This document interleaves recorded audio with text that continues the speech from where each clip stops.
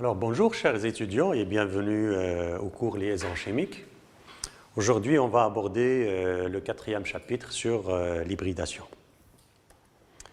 Donc avant de passer à la définition de l'hybridation proprement dite, prenons la molécule CH4 à titre d'exemple avec d'autres molécules. Dans ces cas-là, le carbone est tétravalent d'après l'expérience. Or, dans son état fondamental, sa couche de valence, elle présente la configuration suivante, 2s2, 2p2. Il ne peut donc effectuer que deux liaisons. Comment expliquer alors cette tétravalence? Si on admet que le carbone est dans l'état excité suivant, un électron sur la couche 2s et 3 électrons sur la couche 2p. Dans le cas de CH4, le carbone, il peut effectuer 4 liaisons avec les 4 hydrogènes, sauf qu'il va présenter deux types de liaisons. Le premier type, c'est 3 liaisons qui vont avoir le lien avec les 3 hydrogènes. Ça, c'est le premier type. Et le deuxième type, c'est une liaison non orientée qui aura lieu entre la couche 2s et la couche 1s de l'hydrogène. C'est contradictoire à l'expérience. D'autant plus que la spectroscopie nous affirme que les 4 liaisons dans CH4 sont identiques, de même énergie et disposées sur des axes d'un tétraèdre régulier. Comment résoudre alors ce problème? C'est grâce à l'hybridation qu'on va expliquer cette problématique. Alors, c'est quoi l'hybridation? C'est la fusion entre plusieurs orbitales atomiques, S, P ou D, pour donner naissance à un nouveau type d'orbital atomique dite hybride, identique et de même énergie. Les 3 types d'hybridation les plus connus sont les suivants. L'hybridation sp3, comme son nom l'indique, elle implique l'orbital S et 3 orbitales P pour avoir 4 orbitales hybrides. Remarquez ici qu'il y a autant d'orbitales de départ que d'orbitales d'arrivée. Passons à l'hybridation sp2. Dans ce cas-ci, on va avoir l'hybridation d'une seule orbitale S et de 2 orbitales P, et nous aurons une orbitale pure qui va rester intacte. L'hybridation sp, par contre, implique l'orbitale S et une seule orbitale P pour avoir 2 orbitales hybrides, et il va y avoir 2 orbitales atomiques pures.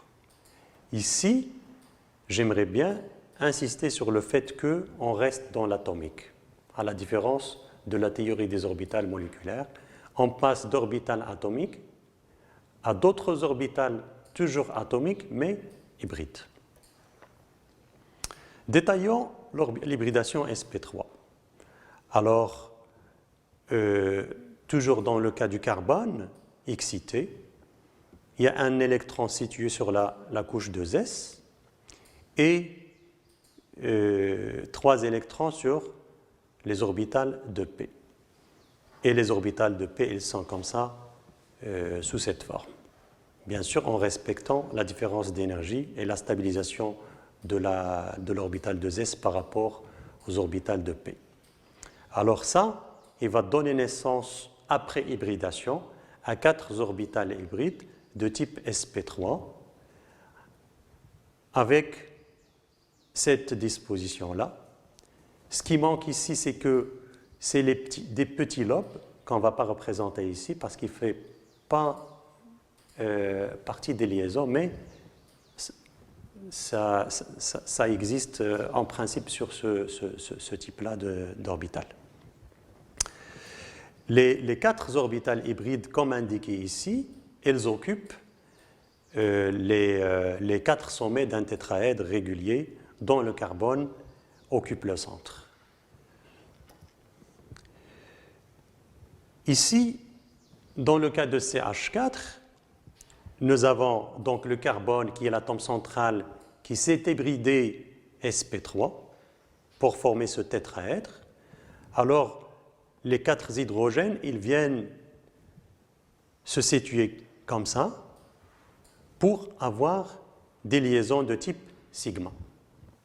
Cette hybridation est appelée aussi hybridation tétragonale et la géométrie, c'est une géométrie moléculaire tétraédrique avec des angles de liaison de l'ordre de 109 degrés 28 minutes.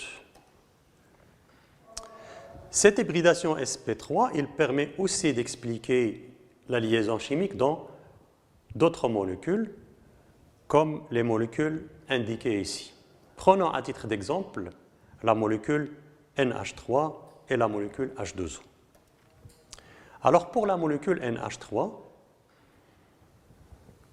elle présente 5 électrons dans sa couche de valence, 2 électrons sur la 2s et 3 électrons sur la 2p. On part de 4 orbitales atomiques non hybrides pour avoir 4 orbitales atomiques hybrides identiques. Alors, vu que ici, il y a 2 électrons appariés, il n'y aura pas de liaison, ça va rester un doublet libre. Par contre, les électrons célibataires, elles vont pouvoir faire des liaisons sigma avec les hydrogènes dont les électrons sont situés sur les orbitales 1s. Qu'est-ce qu'on va avoir? On va toujours rester dans l'hybridation sp3, mais il y aura un doublet libre ici qui va occuper aussi le sommet d'un tétraèdre. Cette géométrie moléculaire, elle est de nature pyramidale à base triangulaire, mais faites attention ici, l'angle de liaison, c'est inférieur à 109,28 parce que le doublet est libre, puisqu'il occupe un peu plus d'espace par rapport au doublet liant, il va faire un peu plus de pression sur les liaisons qui vont se fermer et l'angle va se voir va être un peu plus inférieur au cas de l'angle de CH4. Passons à l'exemple de la molécule d'eau H2O. Dans cette molécule-là, le carbone, l'oxygène qui est l'atome central, il présente 6 électrons de valence, 2 électrons situés sur la couche, sur l'orbitale 2s, et 4 électrons situés ainsi sur les orbitales de p. Après hybridation à sp3, on va avoir 4 orbitales hybrides identiques. Il y aura 2 doublets d'électrons et les 2 électrons célibataires, ils vont pouvoir faire les liaisons avec les hydrogènes pour donner naissance à des liaisons de type sigma.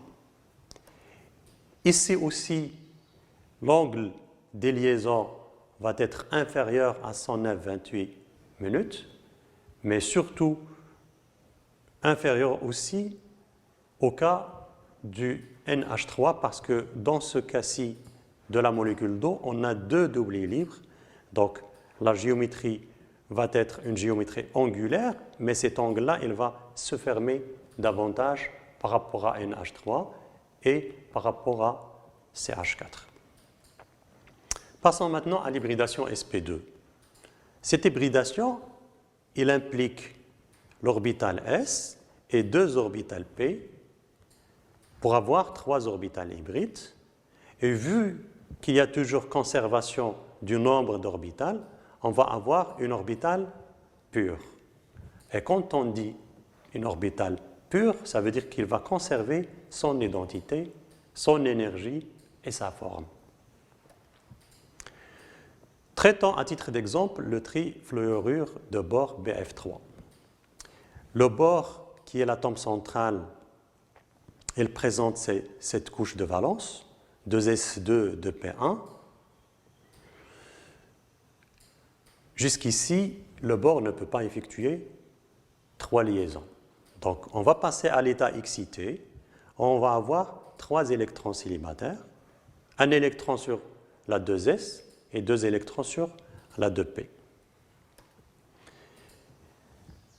Qu'est-ce qu'il va y avoir? Il va y avoir donc hybridation de type sp2 pour avoir 3 orbitales hybrides identiques et l'orbitale vacante ici, elle va le rester, bien sûr, avec la même énergie. Alors, comment ça se fait faire le lien avec le fluor? Les 3 orbitales hybrides qui comportent 3 électrons célibataires, ils vont faire des liaisons sigma avec les 3 fluors. Le fluor, il va impliquer ici les orbitales p dirigées vers les orbitales hybrides pour avoir des liaisons fortes de type sigma. Et l'orbital pur, il va rester perpendiculaire au plan XOY. Si on admet que le plan XOY, c'est le plan qui contient les liaisons BF, les 3 liaisons. Voilà. Et nous aurons cette représentation-là. Cette représentation présente les angles de liaison de l'ordre de 120 degrés et c'est une géométrie moléculaire plane. Traitons maintenant le cas de l'éthylène C2H4. On va désigner les 2 carbones Ca et Cb. Le carbone Ca à l'état excité, il présente 4 électrons. Il va subir l'hybridation sp2 pour donner naissance à 3 orbitales hybrides, dont le plan XOY, et une orbitale pure qui va comporter un électron. De même pour le carbone B dans son état excité, il va avoir la même disposition d'électrons. Maintenant, faisons le lien avec les hydrogènes. Nous avons 4 hydrogènes, 2 hydrogènes du côté de l'atome Ca et 2 autres hydrogènes du côté de l'atome Cb. Alors, d'abord, on constitue la liaison sigma entre les 2 carbones. Les liaisons que fait chaque carbone avec les 2 hydrogènes proches de lui. Qu'est-ce qui va rester? Il va rester les orbitales pures qui vont faire une liaison de type pi. C'est un recouvrement latéral entre ces orbitales pures qui vont rester conserver donc les mêmes caractéristiques des orbitales de type P. Il va y avoir cette géométrie-là. C'est une géométrie plane parce que la molécule elle est plane et il est figé compte tenu de la présence de cette liaison pi. Les angles de liaison ici HCC ou bien HCH, c'est de l'ordre de 120 degrés. Plusieurs autres exemples peuvent être traités de la même façon. Dans le cas du méthanal, le carbone central ici, il est hybridé sp2. Dans le cas du diazène ou bien diimide, les azotes sont hybridés sp2. Dans le cas de l'urée, le carbone central il est hybridé sp2, mais les azotes ici sont hybridés sp3, comme on a vu précédemment. Passons maintenant à l'hybridation sp. Dans cette hybridation-là, il y aura fusion entre 2 orbitales seulement, une orbitale de S et une orbitale de P, pour donner naissance à 2 orbitales hybrides de type sp. Il va y avoir donc 2 orbitales pures. Si on prend l'exemple du BeH2, l'hydrure de beryllium, Les deux hydrogènes, ils vont faire des liaisons sigma avec les deux orbitales hybrides et les deux orbitales pures, donc ils vont rester intacts. Ça va donner quoi donc? Ça va donner une hybridation diagonale et la géométrie, ça va être une géométrie moléculaire linéaire. Les angles de liaison HBEH, c'est de l'ordre de 180 degrés. L'acétylène C2H2 présente aussi la même hybridation sp. Voyons ici sur ce schéma-là. Le carbone Ca, malgré qu'il contient 4 électrons, il va y avoir seulement 2 orbitales hybrides et 2 orbitales pures. Et dans chaque orbitale, il y a un électron. Il y aura donc trois liaisons sigma. Une liaison entre les deux carbones, Ca et Cb, à l'état excité. Une liaison entre le carbone Ca et l'hydrogène. Et une autre liaison, sigma, entre le carbone Cb et l'hydrogène. Les deux orbitales hybrides des carbones, donc les 4 orbitales hybrides des deux carbones, vont avoir un recouvrement, des recouvrements latéraux pour donner naissance à des liaisons de type pi. Et on va avoir cette représentation-là. La molécule, il va être linéaire avec des angles de liaison HCC 180 degrés. Traitons maintenant l'exemple de la laine, H2CCCH2. Sa formule développée, elle est ainsi représentée. Alors, que pensez-vous? Quelle hybridation ici et quelle hybridation ici? Alors, dans le carbone central, vous aurez l'hybridation sp. Les deux carbones aux extrémités, ça va donner naissance aux hybridations sp2. Pour faire le lien avec les hydrogènes et aussi entre les carbones, on va avoir ces liaisons représentées ici. Une liaison sigma entre le carbone central et le carbone à droite. De même, une autre liaison entre le carbone central et l'hydrogène à gauche.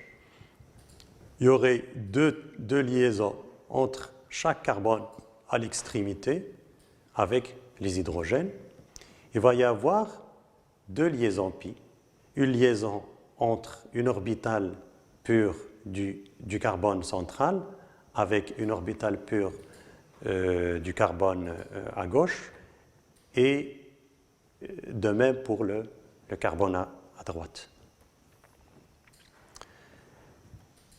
Ici, on va rentrer à d'autres types d'hybridation parce que l'hybridation ne fait pas impliquer seulement les orbitales S et les orbitales P, ça pourrait aussi impliquer des orbitales D. Alors, commençons par l'hybridation sp3d2. Cette hybridation-là, il va donner naissance à 6 orbitales hybrides. Une orbitale S, 3 orbitales P et 2 orbitales D. Et comme on avait dit, il y a toujours conservation du nombre d'orbitales. Il va y avoir le départ de 9 orbitales atomiques pour donner 6 orbitales hybrides et 3 orbitales pures. Je signale ici que quand on traite l'hybridation, il ne faut pas se mêler avec le remplissage des électrons. Prenons le cas du SF6. Alors, il présente une géométrie moléculaire octaédrique compte tenu que l'hybridation sp3d2, il va donner naissance à un octaèdre. Les orbitales hybrides, ils vont être situés comme ça. Alors les fluors, chaque fluor, il va participer par une orbitale p pour constituer cette configuration. Il y a deux types d'angles de liaison, des angles de type 190 et des angles 180 degrés. Passons maintenant à l'hybridation sp3d.